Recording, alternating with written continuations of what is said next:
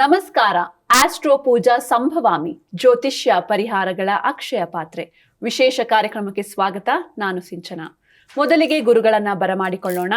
ಎಂದಿನಂತೆ ಈ ಕಾರ್ಯಕ್ರಮದಲ್ಲಿ ನಮ್ಮೊಂದಿಗಿದ್ದಾರೆ ವೇದ ಬ್ರಹ್ಮಶ್ರೀ ಸಮನ್ವಯ ಸರಸ್ವತಿ ಕರ್ನಾಟಕ ಜ್ಯೋತಿಷ್ಯ ಮಾರ್ತಾಂಡ ಡಾಕ್ಟರ್ ರಾಘವೇಂದ್ರ ಮೋಕ್ಷಗುಂಡಂ ಗುರೂಜಿಯವರು. ಶ್ರೀಯುತರು ಪ್ರಖ್ಯಾತ ಜ್ಯೋತಿಷಿಗಳು, ವಾಸ್ತು ತಜ್ಞರು, ಬಹುಶ್ರುತ ವಿದ್ವಾಂಸರು ಹಾಗೂ ಆಧ್ಯಾತ್ಮಿಕ ಗುರುಗಳು. Shri Bharadwaj academy of para science studies ಸಂಸ್ಥೆಯ ಸಂಸ್ಥಾಪಕ ನಿರ್ದೇಶಕರು. ಜೊತೆಗೆ ದಕ್ಷಿಣ ಭಾರತದಲ್ಲೇ ಮೊಟ್ಟ ಮೊದಲ ಆನ್ಲೈನ್ ಜ್ಯೋತಿಷ್ಯ ಸೇವಾ ಸಂಸ್ಥೆ ಆಸ್ಟ್ರೋ ಪೂಜಾ ಸಂಸ್ಥೆಯ ಆಧ್ಯಾತ್ಮಿಕ ಸಲಹೆಗಾರರು ಹಾಗೂ ಮಾರ್ಗದರ್ಶಿಗಳು ಕೂಡ ಆಗಿದ್ದಾರೆ. ಬನ್ನಿ ಗುರುಗಳನ್ನ ಸ್ವಾಗತಿಸೋಣ. ನಮಸ್ಕಾರ ಗುರುಜಿ, ಕಾರ್ಯಕ್ರಮಕ್ಕೆ ಸ್ವಾಗತ. ನಮಸ್ಕಾರಮ್ಮ, ಶುಭೋದಯ. ಸಮಸ್ತ ಜಿ ಕನ್ನಡ ನ್ಯೂಸ್ ವಾಹಿನಿಯ ವೀಕ್ಷಕ ಬಾಂಧವರಿಗೆ, ಸಂಭವಾಮಿ ಪರಿವಾರದ ಎಲ್ಲ ಸದಸ್ಯರಿಗೂ ಸಹ ಡಾಕ್ಟರ್ ರಾಘವೇಂದ್ರ ಮೋಕ್ಷಗುಂಡಂ ಗುರೂಜಿ ಮಾಡತಕ್ಕಂತಹ ನಮಸ್ಸುಮಾಂಜಲಿಗಳು. ಹರಿ ಓಂ ತತ್ಸತ್. ಮೊದಲಿಗೆ ಈ ಕಾರ್ಯಕ್ರಮವನ್ನ ಒಂದು ಸುಭಾಷಿತದೊಂದಿಗೆ ಪ್ರಾರಂಭಿಸೋಣ. ಗುರುಗಳೇ ತಿಳಿಸಿ. ಖಂಡಿತಮ್ಮ. ಇವತ್ತಿನ ಸುಭಾಷಿತ ಈ ಪ್ರಕಾರವಾಗಿ ಇದೆ. ಧರ್ಮಾರ್ಥ ಕಾಮ ಸಮಮೇವ ಸೇವ್ಯಾಃ ತಯೋಸ್ತು ದಾಕ್ಷ್ಯಂ ಪ್ರವದಂತಿ ಮಧ್ಯಂ ಸವುತ್ತಮೋ ಯೋಭಿರತಸ್ತ್ರಿವರ್ಗೇ. ಏನು ಈ ಸುಭಾಷಿತದ ಅರ್ಥ ಅಂತಂದರೆ, ಮನುಷ್ಯನಾಗಿ ಹುಟ್ಟಿದಂಥವನು 4 ಪುರುಷಾರ್ಥಗಳನ್ನು ಸಾಧನೆಯನ್ನು ಮಾಡಬೇಕು ಜೀವನದಲ್ಲಿ ಅಂತ ಹೇಳ್ತಾರೆ. ಎಲ್ಲರೂ ಸಹಜವಾಗಿ ಕೇಳೇ ಇರ್ತೀವಿ, ಧರ್ಮ, ಅರ್ಥ, ಕಾಮ, ಮೋಕ್ಷ ಅಂತ 4 ಪುರುಷಾರ್ಥಗಳು ಅಂತ. ಇಲ್ಲಿ ಪುರುಷ ಅಂತಂದರೆ ಲಿಂಗವಾಚಕ ಅಲ್ಲ, ವ್ಯಕ್ತಿವಾಚಕವಾಗಿರುತ್ತೆ. ಅಂದರೆ ಮನುಷ್ಯ ಅನ್ನೋ ಅರ್ಥದಲ್ಲಿ ಪುರುಷ ಅಂತ ತಗೊಳ್ತಾ ಇದ್ದೀವಿ. ಹಾಗಿದ್ರೆ ಪುರುಷರು ಮಾತ್ರ ಸಾಧನೆ ಮಾಡಬೇಕಾ, ಸ್ತ್ರೀಯರು ಸಾಧನೆ ಮಾಡಬಾರ್ದಾ ಅನ್ನೋ ಪ್ರಶ್ನೆಗಳೆಲ್ಲ ಉದ್ಭವ ಆಗುತ್ತೆ. ಮನುಷ್ಯನಾಗಿ ಹುಟ್ಟಿರ್ತಕ್ಕಂಥ ಪ್ರತಿಯೊಬ್ಬ ವ್ಯಕ್ತಿಯೂ ಸಹ, ಪುರುಷನಾಗಲಿ ಸ್ತ್ರೀ ಆಗಲಿ, ಈ 4 ಸಾಧನೆ ಮಾಡಬೇಕು ಜೀವನದಲ್ಲಿ. ಧರ್ಮ, ಅರ್ಥ, ಕಾಮ, ಮೋಕ್ಷ ಅಂತ. ಹೇಗೆ ಸಾಧನೆ ಮಾಡಬೇಕು ಅಂದರೆ 4ಕ್ಕೂ ಸಮಾನವಾದಂಥ ಪ್ರಾಧಾನ್ಯತೆಯನ್ನು ಕೊಡಬೇಕಂತೆ. ಶಾಸ್ತ್ರದಲ್ಲಿ ಇದನ್ನು ಹೇಳ್ತಾರೆ, ಒಂದು ಹೆಚ್ಚು ಒಂದು ಕಡಿಮೆ ಮಾಡಬಾರ್ದು ಅಂತ. ಕೆಲವರು ಏನಾಗುತ್ತೆ ಅಂತಂದರೆ, ಕೇವಲ ದುಡ್ಡಿನಲ್ಲೇ ಸಂಪಾದನೆ, ಅದರಲ್ಲೇ ಕಾಲ ಕಳೆದುಬಿಡ್ತಾರೆ. ಜೀವನ ಎಲ್ಲ ಅಷ್ಟೇ ಅವ್ರಿಗೆ. ಸಂಪಾದನೆ ಮಾಡೋದು, ಕೂಡಿಡೋದು, ಸಂಪಾದನೆ ಮಾಡೋದು, ಕೂಡಿಡೋದು. ಕಾಮದ ಬಗ್ಗೆ ಯಾವುದೇ ರೀತಿಯಾದ ಒಂದು ವಾಂಛೆ ಇರೋದಿಲ್ಲ. ಅಂದರೆ ಸುಖದ ಬಗ್ಗೆ ಆಸಕ್ತಿ ಇರೋದಿಲ್ಲ. ಜಿಪುಣರು ಅಂತ ಹೇಳ್ತೀವಲ್ಲ ನಾವು, ಒಳ್ಳೆ ಊಟ ಮಾಡಲ್ಲ. ಕಾಮ ಅಂತಂದರೆ ಬಯಕೆ ಅಂತ ಅರ್ಥ. ಅಲ್ಲಿ ಅದನ್ನು ಒಂದು ಬ್ರಾಡ್ ಕ್ಯಾಟಗರೈಸೇಷನ್ ತಗೋಬೇಕಾಗತ್ತೆ. ಒಳ್ಳೆ ಬಟ್ಟೆ ಹಾಕೊಳ್ಳೋದಿಲ್ಲ, ಒಳ್ಳೆ ಊಟ ಮಾಡೋದಿಲ್ಲ, ಎಲ್ಲದರಲ್ಲೂ ಅಷ್ಟೇ ಒಂಥರ ಜಿಪುಣತನ ಮಾಡುವಂಥದ್ದು, ಸಂಪಾದನೆ ಮಾಡ್ತಾನೆ ಇರೋದು, ಅರ್ಥಕ್ಕೆ ಮಾತ್ರ ಪ್ರಾಧಾನ್ಯತೆ ಕೊಡುವಂಥದ್ದು. ಈ ಥರದ ಕೆಲವು ವ್ಯಕ್ತಿಗಳಿರ್ತಾರೆ. ಇನ್ನು ಕೆಲವರು ಹೇಗಿರ್ತಾರೆ ಅಂದರೆ, ಕಾಮಕ್ಕೆ ಮಾತ್ರ ಪ್ರಾಧಾನ್ಯತೆ, ಬೇರೆ ಧರ್ಮಕ್ಕೆ ಪ್ರಾಧಾನ್ಯತೆ ಇಲ್ಲ, ಮೋಕ್ಷಕ್ಕೆ ಪ್ರಾಧಾನ್ಯತೆ ಇಲ್ಲ. ಸದಾಕಾಲ ಸುಖವಾಗಿರಬೇಕು, ಸದಾಕಾಲ ಎಂಜಾಯ್ ಮಾಡಬೇಕು, ಎಲ್ಲೇ ಹೋದರೂ ಅಷ್ಟೇ ಖುಷಿಯಾಗಿರ್ಬೇಕು ನಾನು. ಸಂಪಾದನೆ ಬಗ್ಗೆ ಜವಾಬ್ದಾರಿ ಇರೋದಿಲ್ಲ ಮತ್ತು ಕರ್ತವ್ಯಗಳ ಬಗ್ಗೆ ನಿಗಾ ಇರೋದಿಲ್ಲ. ಈ ಥರದ ವ್ಯಕ್ತಿಗಳು ಒಂದಷ್ಟು ಜನ ಇರ್ತಾರೆ. ಇನ್ನು ಕೆಲವರು ಕೇವಲ ಧರ್ಮದಲ್ಲೇ ಆಚರಣೆ, ಬೇರೆ ಏನೂ ಇರೋದಿಲ್ಲ. ಬೆಳಿಗ್ಗೆ ಇದ್ದಾಗಿಂದ ರಾತ್ರಿ ಆಗೋವರೆಗೂ ಸಹ ತುಂಬ ಕರ್ಮಠವಾದಂಥ ಜೀವನ ಅಂತ ಹೇಳ್ತಾರೆ. ಈ ಎಲ್ಲ ಕರ್ಮಗಳನ್ನು ಯಾಕೆ ಹೇಳಿದ್ದಾರೆ ಶಾಸ್ತ್ರದಲ್ಲಿ ಅಂತಂದರೆ, ಸಂಧ್ಯಾವಂದನೆ ಆಗಲಿ, ಅಗ್ನಿಕಾರ್ಯ ಆಗಲಿ, ದೇವತಾರ್ಚನೆ ಆಗಲಿ, ವ್ರತಾಚರಣೆಗಳಾಗಲಿ, ಇದೆಲ್ಲವೂ ಮನುಷ್ಯನಿಗೆ ಸಮಾಜದ ಬಗ್ಗೆ ಒಂದು ಆಳವಾದಂಥ ಒಂದು ಅರಿವು, ಒಂದು ಸಮಾಜದ ಬಗ್ಗೆ ಒಂದು ವಿಶೇಷವಾದಂಥ ಒಂದು ಮನೋಭಾವ ಬೆಳೀಬೇಕು ಅನ್ನತಕ್ಕಂಥದ್ದು. ಜೊತೆಗೆ ಅವನು ಮೋಕ್ಷಗಾಮಿ ಆಗಬೇಕು ಅನ್ನತಕ್ಕಂಥದ್ದು. ಸುಮ್ಮನೆ ಅದನ್ನೇ ಮಾಡಿ ಅದರಿಂದ ಹೆಚ್ಚುಗಾರಿಕೆ ಹೇಳ್ಕೊಳ್ತಕ್ಕಂಥದ್ದಲ್ಲ.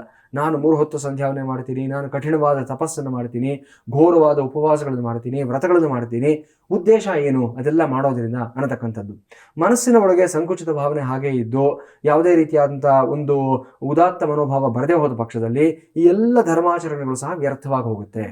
ಈ ರೀತಿ ಸಮಾಜದಲ್ಲಿ ವಿಧವಾದ ವ್ಯಕ್ತಿಗಳನ್ನು ನೋಡ್ತಾ ಇರ್ತೀವಿ. ಕೆಲವರು ಧರ್ಮಕ್ಕೆ ಪ್ರಾಧಾನ್ಯತೆ ಕೊಡುವಂಥವ್ರು, ಕೆಲವರು ಅರ್ಥಕ್ಕೆ ಪ್ರಾಧಾನ್ಯತೆ ಕೊಡೋರು, ಕೇವಲ ಸಂಪಾದನೆಗೆ ಮಾತ್ರ ಪ್ರಾಧಾನ್ಯತೆ ಕೊಡುವಂಥವ್ರು, ಕೆಲವರು ಸುಖ ಸಂತೋಷಗಳಿಗೆ ಮಾತ್ರ ಪ್ರಾಧಾನ್ಯತೆ ಕೊಡ್ತಕ್ಕಂಥವ್ರು, ಕಾಮಕ್ಕೆ ಮಾತ್ರ ಇಂಪಾರ್ಟೆನ್ಸ್ ಕೊಡ್ತಕ್ಕಂಥವ್ರು ಆಗಿರ್ತಾರೆ.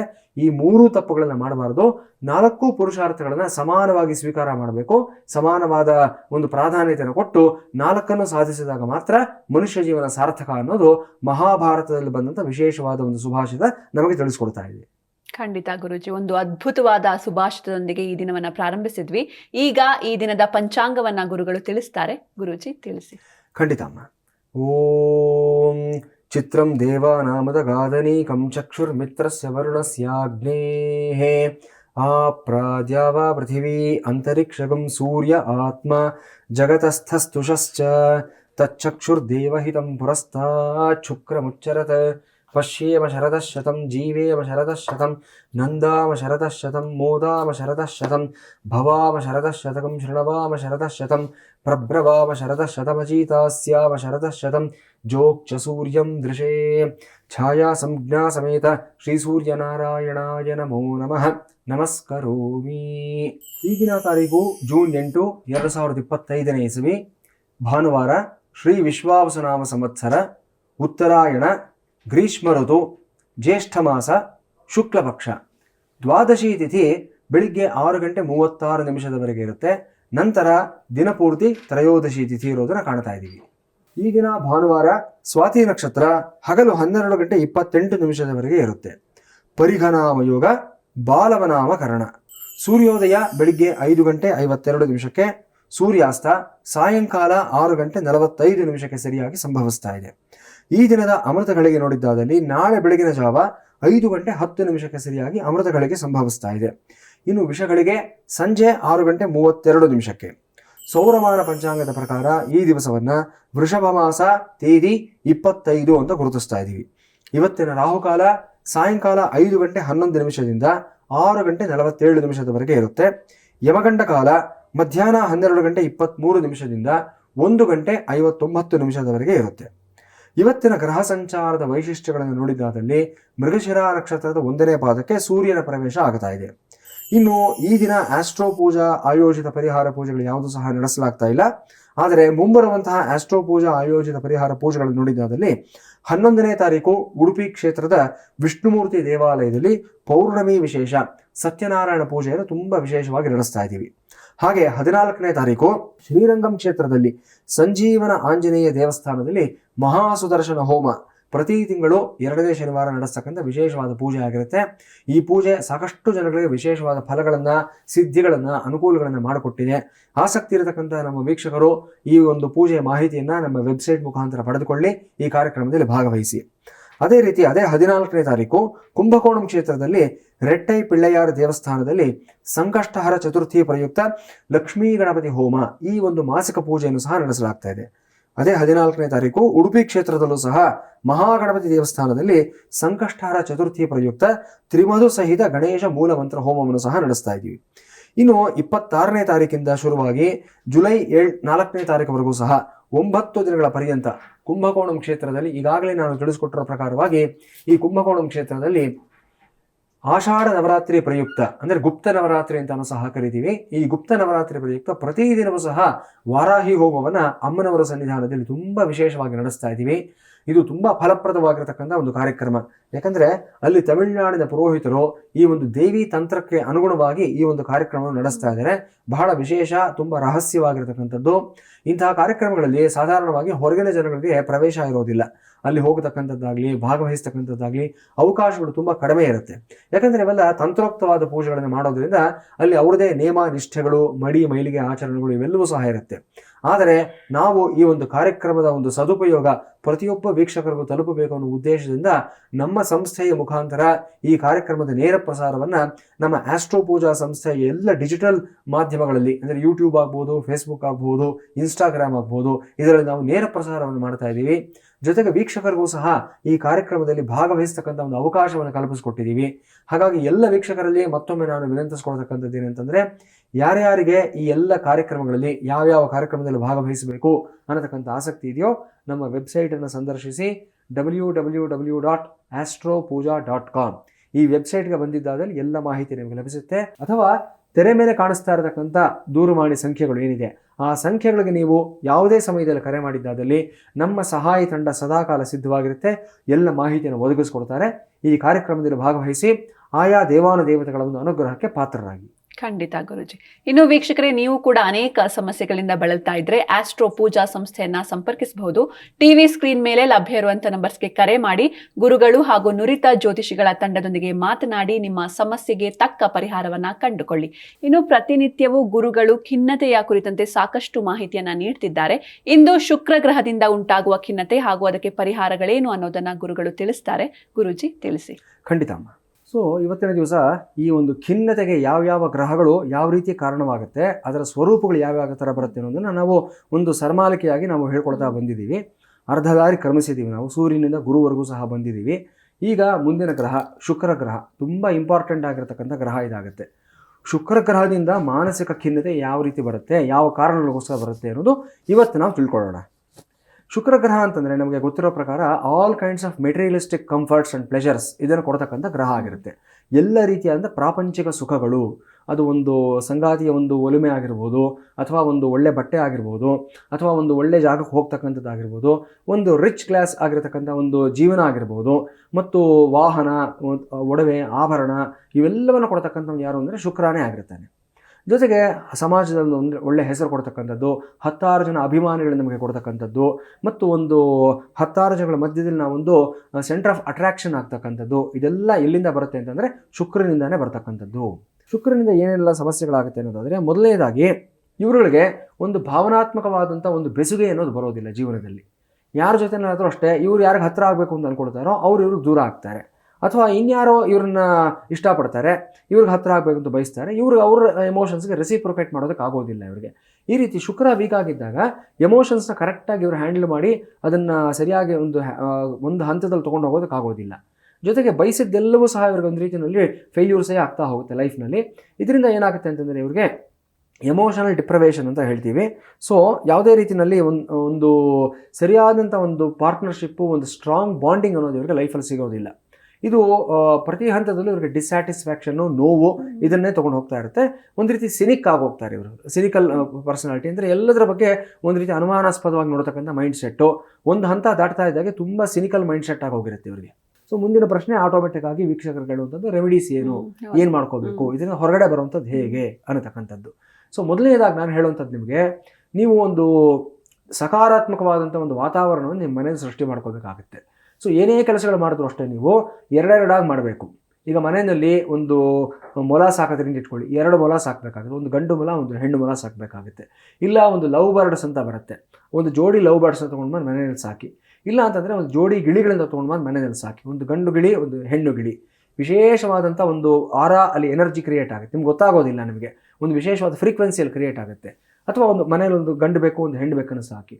ಎರಡನೇದು ನೀವು ಏನು ಮಾಡ್ಬೋದು ನೀವು ಅಂತಂದರೆ, ಶುಕ್ರನನ್ನು ಸ್ಟ್ರಾಂಗ್ ಮಾಡ್ಕೊಳ್ಳೋದಕ್ಕೆ ನೀವು ಅರ್ಧನಾರೀಶ್ವರ ಸ್ತೋತ್ರವನ್ನು ಪಾರಾಯಣ ಮಾಡ್ತಕ್ಕಂಥದ್ದು, ಲಕ್ಷ್ಮೀನಾರಾಯಣ ಹೃದಯವನ್ನು ಪಾರಾಯಣ ಮಾಡ್ತಕ್ಕಂಥದ್ದು, ಅಥವಾ ಅಮ್ಮನವರ ಸನ್ನಿಧಾನದಲ್ಲಿ ಹೋಗ್ಬಿಟ್ಟು ನೀವು ಅರ್ಚನೆಯನ್ನು ಮಾಡಿಸ್ಕೊಂಡು ಬರ್ತಕ್ಕಂಥದ್ದು. ಶುಕ್ರವಾರ ದೇವಿ ಸ್ವರೂಪದಲ್ಲಿ ತುಂಬ ಮಂಗಳಕರವಾಗಿರ್ತಕ್ಕಂಥ ದೇವಿ ಸ್ವರೂಪಗಳಿರುತ್ತೆ. ರಾಜರಾಜೇಶ್ವರಿ, ಸರ್ವಮಂಗಳೆ ಮತ್ತು ಗಿರಿಜಾದೇವಿ, ಈ ರೀತಿಯಾದಂಥ ಅಂಬಾಭವಾನಿ, ಅನ್ನಪೂರ್ಣೇಶ್ವರಿ, ಈ ಥರ ಸ್ವರೂಪಗಳು, ಈ ಥರ ಒಂದು ತುಂಬುತನ ಇರತಕ್ಕಂಥ, ಒಂದು ತುಂಬು ತಾಯ್ತನವನ್ನು ತೋರಿಸ್ತಕ್ಕಂಥ ದೇವಿ ಸ್ವರೂಪಗಳು ಯಾವುದಿರುತ್ತೆ ಅಂತಹ ಸನ್ನಿಧಾನಗಳಿಗೆ ಪ್ರತಿ ಶುಕ್ರವಾರ ಹೋಗೋದನ್ನು ರೂಢಿಯನ್ನು ಮಾಡ್ಕೋಬೇಕಾಗುತ್ತೆ. ನೀವು ಅಲ್ಲೇನೂ ಮಾಡಬೇಕಾಗಿಲ್ಲ, ಸುಮ್ಮನೆ ಹೋಗಿ ಸ್ವಲ್ಪ ಹೊತ್ತು ಕೂತಿರಿ, ಅಲ್ಲಿ ನಡೆಯೋ ಪೂಜೆ, ಮಂಗಳಾರತಿ ಇತ್ಯಾದಿಗಳನ್ನು ನೋಡಿ, ಅಲಂಕಾರವನ್ನು ನೋಡಿ, ಅಮ್ಮನವ್ರಿಗೆ ಅರ್ಚನೆ ಮಾಡಿರ್ತಕ್ಕಂಥ ಒಂದು ಹೂವನ್ನು ಪ್ರಸಾದವಾಗಿ ತೆಗೆದುಕೊಳ್ಳಿ. ಹೆಣ್ಮಕ್ಳಾದರೆ ಮುಡ್ಕೊಳ್ಳಿ, ಗಂಡಸರಾದರೆ ಜೋಬಲ್ಲಿ ಇಟ್ಕೊಳ್ಳಿ. ಈ ರೀತಿ ಪ್ರತಿ ಶುಕ್ರವಾರ ಹೋಗೋದನ್ನು ರೂಢಿಯನ್ನು ಮಾಡ್ಕೊಳ್ಳಿ. ತುಂಬ ಬದಲಾವಣೆ ಆಗುತ್ತೆ. ನಿಮ್ಮ ಎಮೋಷನಲ್ ಬ್ಯಾಲೆನ್ಸಿಂಗ್ ಅನ್ನೋದು ತುಂಬ ದೊಡ್ಡ ಮಟ್ಟಕ್ಕೆ ಬರುತ್ತೆ ನಿಮಗೆ. ಸೊ ಯಾರ್ಯಾರು ಶುಕ್ರನಿಂದ ಖಿನ್ನತೆಗೆ ಒಳಗಾಗಿ ಸಮಸ್ಯೆಯನ್ನು ಅನುಭವಿಸ್ತಾ ಇರ್ತೀರ ವೀಕ್ಷಕರೇ, ನೀವಾಗಲಿ ನಿಮ್ಮ ಸುತ್ತಮುತ್ತಲು ಇರತಕ್ಕಂಥ ವ್ಯಕ್ತಿಗಳಾಗಲಿ ಅವರುಗಳಿಗೆ ಈ ಪರಿಹಾರವನ್ನು ಹೇಳಿಸಿ, ನಿಮಗೆ ಸಮಸ್ಯೆ ಇದ್ದಾದ ಪಕ್ಷದಲ್ಲಿ ನೀವು ಮಾಡಿ ನಿಶ್ಚಯವಾಗಿ ಒಳ್ಳೆ ಫಲಿತಾಂಶವನ್ನು ಪಡ್ಕೊಳ್ತೀರಾ. ಇದರ ಜೊತೆಯಲ್ಲಿ ಪ್ರಾಪರ್ ಮೆಡಿಕೇಶನ್ 100% ಫಾಲೋ ಮಾಡಲೇಬೇಕಾಗುತ್ತೆ. ಅದೆಲ್ಲದಕ್ಕೂ ಜೊತೆಯಲ್ಲಿ ಇವು ಸಹ ಪೂರಕವಾಗ್ತಾ ಹೋಗುತ್ತೆ ನಿಮಗೆ. ಎಸ್, ಇನ್ನು ವೀಕ್ಷಕರೇ, ನೀವು ಕೂಡ ಗುರುಗಳ ಹತ್ರ ಮಾತಾಡಬಹುದು. ಟಿವಿ ಸ್ಕ್ರೀನ್ ಮೇಲೆ ಲಭ್ಯ ಇರುವಂತ ನಂಬರ್ಸ್ಗೆ ಕರೆ ಮಾಡಿ ಗುರುಜಿ ಹತ್ರ ಮಾತಾಡಿ. ಗುರುಜಿ ಒಬ್ರು ಕಾಲರ್ ಇದ್ದಾರೆ, ಮಾತಾಡ್ಸೋಣ. ಶ್ರೀಧರ್ ಅಂತ. ನಮಸ್ತೆ ಸರ್. ನಮಸ್ತೆ, ಯಾರ ಬಗ್ಗೆ ಕೇಳಬೇಕಿತ್ತು? ಓಕೆ, ನಿಮ್ ಡೇಟ್ ಆಫ್ ಬರ್ತ್ ಹೇಳಿ ಸರ್. 16/1971. ಓಕೆ, ಟೈಮಿಂಗ್ಸ್ ಏನು? ಇನ್ನೊಮ್ಮೆ ಹೇಳಿ ಸರ್. 12:30 ನೈಟ್. ಓಕೆ, ಹುಟ್ಟಿದ ಪ್ಲೇಸ್ ಯಾವುದು? ಹುಬ್ಳಿ. ಓಕೆ, ಗುರೂಜಿ ಇದ್ದಾರೆ, ಪ್ರಶ್ನೆ ಕೇಳಿ ಸರ್. ಕೆಲಸ ಏನಿಲ್ಲ ಮೇಡಮ್, ಇದು ಬಿಸ್ನೆಸ್ ಸ್ಟಾರ್ಟ್ ಮಾಡಬಹುದಾ ಈ ಮಂತ್ ಅಲ್ಲಿ ಅಂತ? ಎಸ್, ಗುರುಜಿ ಇದ್ದಾರೆ, ಮಾತಾಡ್ತಾರೆ.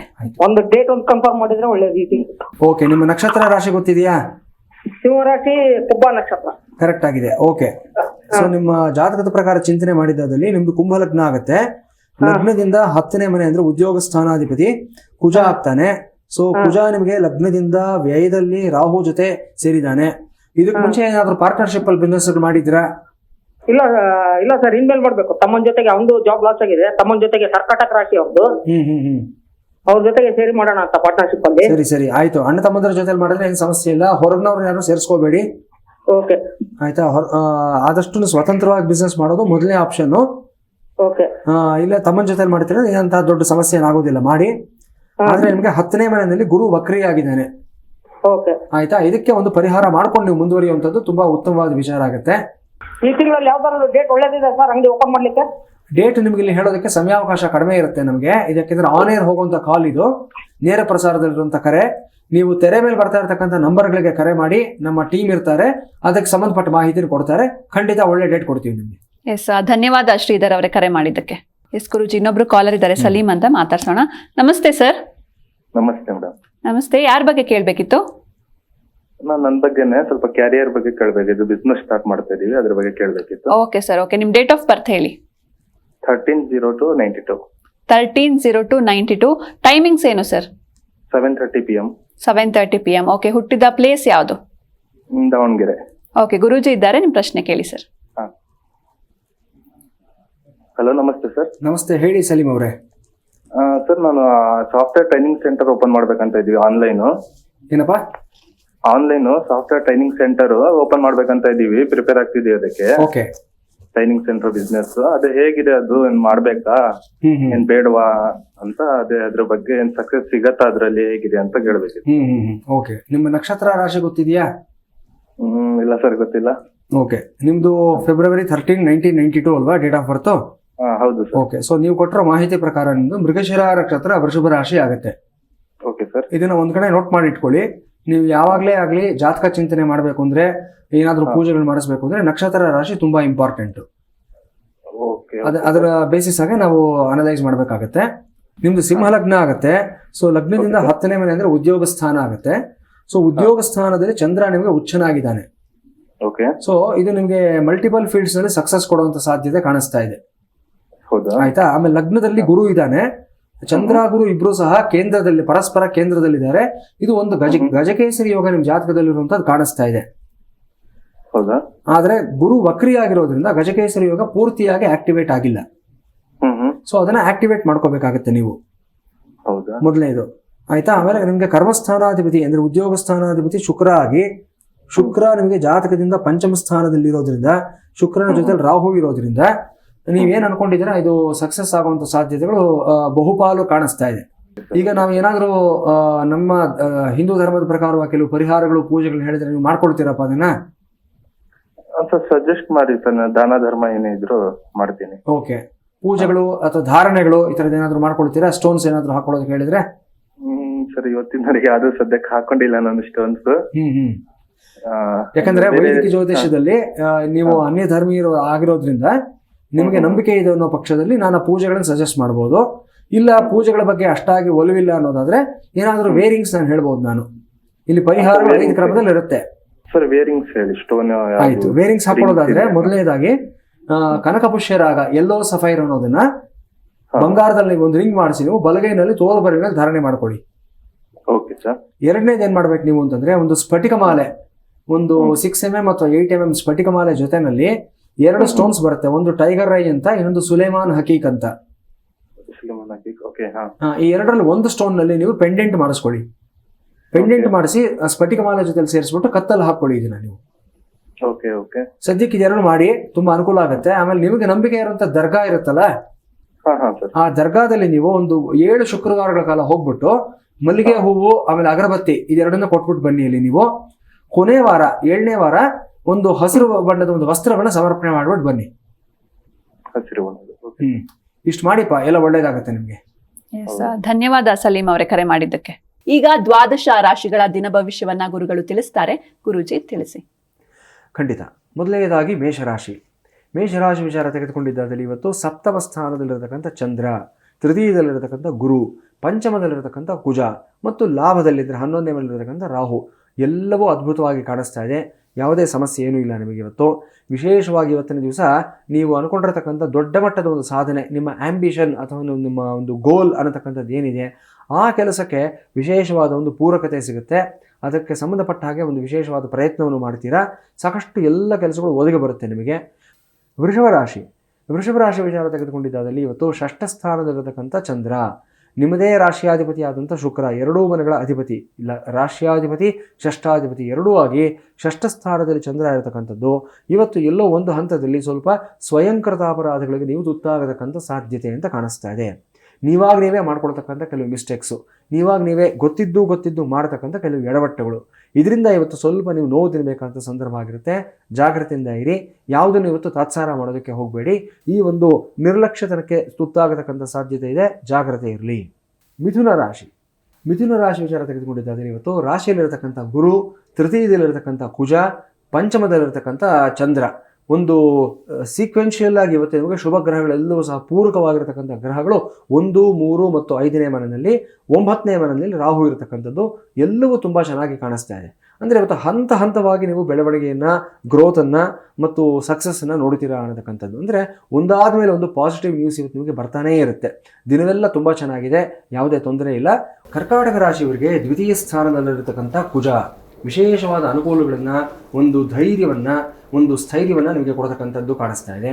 ನಿಮ್ಮ ಕೌಟುಂಬಿಕ ಜೀವನದಲ್ಲಿ ಇವತ್ತು ನಿಮ್ಮ ಸ್ಥಾನಮಾನಗಳು ಇನ್ನಷ್ಟು ಬೆಳೆಯತಕ್ಕಂಥದ್ದು ಕಾಣಿಸ್ತಾ ಇದೆ.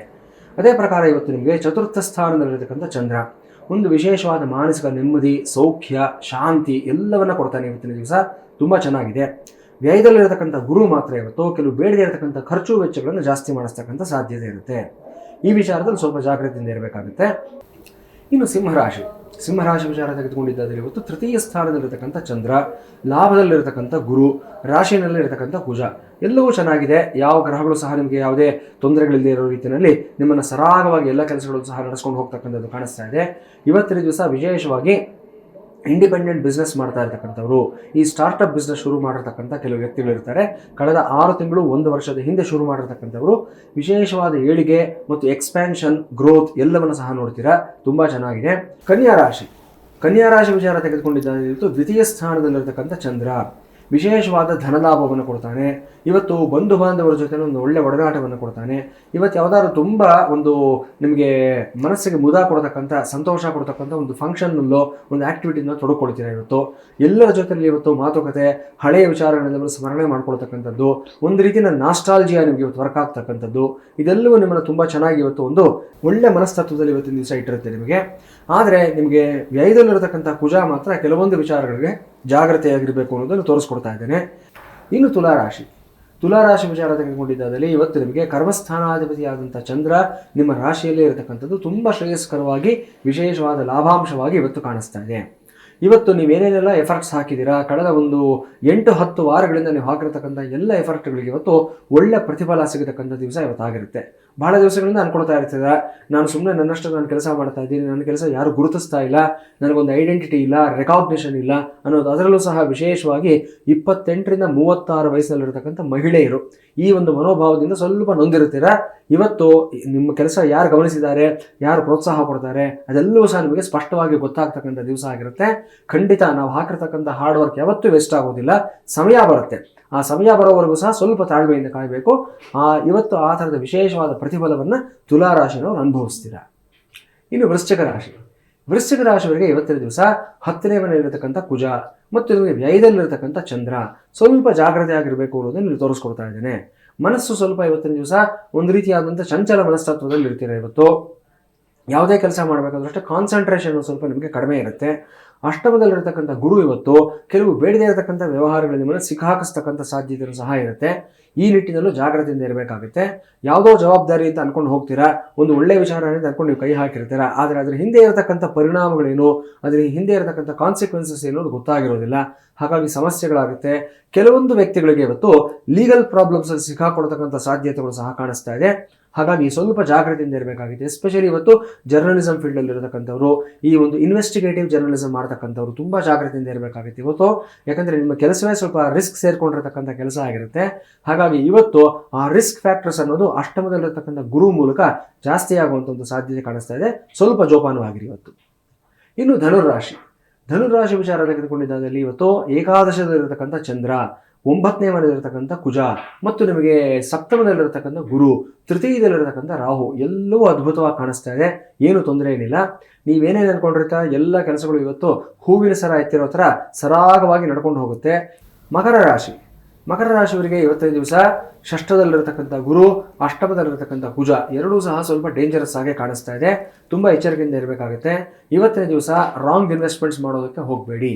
ಆ ಥರದ ದುಶ್ಚಟಗಳಿಗೆ ಯಾರಾದರೂ ದಾಸರಾಗಿದ್ದರೆ ದಯವಿಟ್ಟು ಇವತ್ತೊಂದು ದಿವಸ ಮಾತ್ರ ಪೂರ್ತಿಯಾಗಿ ಇದರಿಂದ ವಿಮುಖರಾಗ್ಬಿಡಿ. ನಿಮ್ಮನ್ನು ಯಾರು ಎಷ್ಟೇ ಪ್ರವೋಕ್ ಮಾಡಿದ್ರು ಅಷ್ಟೇ ಇವತ್ತು ಅಷ್ಟು ಲಾಭ ಬಂದ್ಬಿಡುತ್ತೆ, ಇಷ್ಟು ಬಂದ್ಬಿಡುತ್ತೆ, ರೇಸ್ಗೆ ಹೋಗ್ಬೋಣ, ಮತ್ತೊಂದಕ್ಕೆ ಹೋಗ್ಬೋಣ, ಏನು ಮಾಡೋದಕ್ಕೆ ಹೋಗಬೇಡಿ, ದೂರ ಇರಿ. ಯಾಕಂದರೆ ಎಂಡ್ ಆಫ್ ದಿ ಡೇ ಗೊತ್ತಾಗುತ್ತೆ, ಸಿಕ್ಕಾಕೊಂಡ್ಮೇಲೆ ಕಳ್ಕೊಂಡಂಥ ದುಡ್ಡು ಮತ್ತೆ ಬರೋದಿಲ್ಲ, ಕಳೆದು ಹೋದಂಥ ಸಮಯ ಯಾವತ್ತೂ ಮತ್ತೆ ಸಿಗೋದಿಲ್ಲ. ಸೊ ಎಚ್ಚರಿಕೆ ಕೊಡ್ತಕ್ಕಂಥದ್ದು ನಮ್ಮ ಜವಾಬ್ದಾರಿ ಆಗಿರುತ್ತೆ, ಬಳಸ್ಕೊಳ್ತಕ್ಕಂಥದ್ದು ನಿಮ್ಮ ಜಾಣ್ಮೆ ಆಗಿರುತ್ತೆ. ಕುಂಭರಾಶಿ ವಿಚಾರ ತೆಗೆದುಕೊಂಡಿದ್ದಾದಲ್ಲಿ ಭಾಗ್ಯದಲ್ಲಿರತಕ್ಕಂಥ ಚಂದ್ರ ವಿಶೇಷವಾದ ಲಾಭಗಳನ್ನು, ಅನುಕೂಲಗಳನ್ನು ಕೊಡ್ತಾನೆ. ಇವತ್ತು ನಿಮ್ಮ ತಾಯಿಯವರ ಜೊತೆಯಲ್ಲಿ ವಿಶೇಷವಾದ ಒಂದು ಒಡನಾಟವನ್ನು ಬೆಳೆಸ್ಕೊಳ್ತೀರಾ. ನಿಮ್ಮ ತಾಯಿ ಮಾಡಿರ್ತಕ್ಕಂಥ ಒಂದು ತ್ಯಾಗಗಳಾಗ್ಬೋದು, ನಿಮಗೋಸ್ಕರ ಅವರು ಮಾಡಿರ್ತಕ್ಕಂಥ ಸೇವೆಗಳಾಗ್ಬೋದು, ಇದೆಲ್ಲವನ್ನು ಅರ್ಥ ಮಾಡ್ಕೊಳ್ತಕ್ಕಂಥ ವಿಶೇಷವಾದ ದಿವಸ ಇವತ್ತಾಗಿರುತ್ತೆ. ಮೀನರಾಶಿ ವಿಚಾರ ತೆಗೆದುಕೊಂಡಿದ್ದಾದಲ್ಲಿ ಇವತ್ತಿನ ದಿವಸ ಅಷ್ಟಮದಲ್ಲಿರತಕ್ಕಂಥ ಚಂದ್ರ ಮತ್ತು ಷಷ್ಠದಲ್ಲಿರತಕ್ಕಂಥ ಅಂದರೆ 6ನೇ ಮನೆಯಲ್ಲಿರತಕ್ಕಂಥ ಕುಜ. ಇವತ್ತು ಪಂಚಮಾಧಿಪತಿಯಾದಂಥ ಚಂದ್ರ ನಿಮಗೆ ಅಷ್ಟಮ ಸ್ಥಾನದಲ್ಲಿರತಕ್ಕಂಥದ್ದು. ಸ್ವಲ್ಪ ಇವತ್ತು ಜಾಗ್ರತೆಯಿಂದ ಇರಬೇಕು ಅನ್ನೋದನ್ನು ತೋರಿಸ್ಕೊಡ್ತಾ ಇದ್ದಾನೆ. ಇವತ್ತು ತುಂಬ ದೊಡ್ಡ ಮಟ್ಟದ ಆಫರ್ಸ್ ಬರುತ್ತೆ, ತುಂಬ ದೊಡ್ಡ ಮಟ್ಟದ ವ್ಯಕ್ತಿಗಳ ಜೊತೆಯಲ್ಲಿ ಅವಕಾಶಗಳು ಮತ್ತು ಒಡನಾಟ ಮಾಡ್ತಕ್ಕಂಥ ಒಂದು ಅವಕಾಶಗಳೆಲ್ಲವೂ ಸಹ ಬರುತ್ತೆ. ಹೈ ಲೆವೆಲ್ ಆಫ್ ಆಫರ್ಗಳು ಮತ್ತು ಒಂದು ಪೊಸಿಷನಿಂಗ್ ಎಲ್ಲವೂ ಸಹ ಕೊಡ್ತಾರೆ ನಿಮಗೆ. ಇದನ್ನು ಸರಿಯಾಗಿ ಅರ್ಥ ಮಾಡಿಕೊಂಡು ನಂತರ ನೀವು ಅದನ್ನು ಸ್ವೀಕಾರ ಮಾಡೋದಕ್ಕೆ ಹೋಗಬೇಕಾಗತ್ತೆ. ನಿಮಗೆ ಎಬಿಲಿಟಿ ಇದೆ, ಕೆಪಾಸಿಟಿ ಇದೆ, ಮಾಡೋಕ್ಕಾಗಲ್ಲ ಅಂತಲ್ಲ. ಆದರೆ ಅದ್ರ ಹಿಂದೆ ಇರತಕ್ಕಂಥ ಸಮಸ್ಯೆಗಳೇನಿದೆ, ಅವರು ಯಾಕೆ ನಿಮ್ಮನ್ನು ಕರ್ಕೊಂಡು ಹೋಗಿ ಕೂಡಿಸ್ತಾ ಇದ್ದಾರೆ, ಈ ಜವಾಬ್ದಾರಿ ನಿಮ್ಗೆ ಯಾಕೆ ಕೊಡ್ತಾ ಇದ್ದಾರೆ ಅನ್ನೋದನ್ನು ಸ್ವಲ್ಪ ಅದರ ಹಿಂದೆ ಇರತಕ್ಕಂಥ ರಾಜಕೀಯನ ನೀವು ಅರ್ಥ ಮಾಡ್ಕೋಬೇಕಾದಂಥ ದಿವಸ ಇವತ್ತಾಗಿರುತ್ತೆ. ಹಾಗಾಗಿ ಸ್ವಲ್ಪ ಇವತ್ತು ನೀವು ಎರಡೂ ಆ್ಯಂಗಲ್ಗಳಿಂದ ಯೋಚನೆಯನ್ನು ಮಾಡಿ ನಂತರ ಮುಂದೆ ಹೆಜ್ಜೆ ಇಡತಕ್ಕಂಥದ್ದು ಒಳ್ಳೆಯ ವಿಚಾರ ಆಗಿರುತ್ತೆ. ಖಂಡಿತ ಗುರುಜಿ. ಇನ್ನು ಇಷ್ಟು ಹೊತ್ತು ನಮ್ಮ ಜೊತೆ ಇದ್ದು ಬಹಳಷ್ಟು ಅರ್ಥಪೂರ್ಣವಾದ ಮಾಹಿತಿಯನ್ನು ನೀಡಿದ್ರಿ. ಧನ್ಯವಾದಗಳು ಗುರುಜಿ. ನಮಸ್ಕಾರಮ್ಮ. ಭದ್ರಂ ಕಲ್ಯಾಣಂ ಮಂಗಳಂ ಶಿವಂ ಶುಭಂ ಶೋಭನಂ. ಹರಿ ಓಂ. ಸ್ವಸ್ತಿ. ನೋಡಿದ್ರಲ್ವಾ ವೀಕ್ಷಕರೇ, ಇವತ್ತಿನ ಸಂಚಿಕೆಯಲ್ಲಿ ನಿತ್ಯ ಪಂಚಾಂಗ, ರಾಶಿ ಭವಿಷ್ಯ, ಇದರ ಜೊತೆಗೆ ಶುಕ್ರ ಗ್ರಹದಿಂದ ಉಂಟಾಗುವಂತಹ ಖಿನ್ನತೆ ಹಾಗೂ ಅದಕ್ಕೆ ಪರಿಹಾರಗಳ ಬಗ್ಗೆ ತಿಳಿದುಕೊಂಡ್ವಿ. ಇನ್ನು ನಾಳಿನ ಸಂಚಿಕೆಯಲ್ಲಿ ಶನಿ ಗ್ರಹದಿಂದ ಉಂಟಾಗುವಂತಹ ಖಿನ್ನತೆ ಹಾಗೂ ಅದಕ್ಕೆ ಪರಿಹಾರಗಳೇನು ಅನ್ನೋದನ್ನ ಗುರುಗಳು ತಿಳಿಸ್ತಾರೆ ಅಂತ ಹೇಳ್ತಾ ಇವತ್ತಿನ ಸಂಚಿಕೆಯನ್ನ ಮುಗಿಸೋಣ. ನೋಡ್ತಾ ಇರಿ ಜಿ ಕನ್ನಡ ನ್ಯೂಸ್, ಸತ್ಯವೇ ಸುದ್ದಿಯ ಜೀವಾಳ.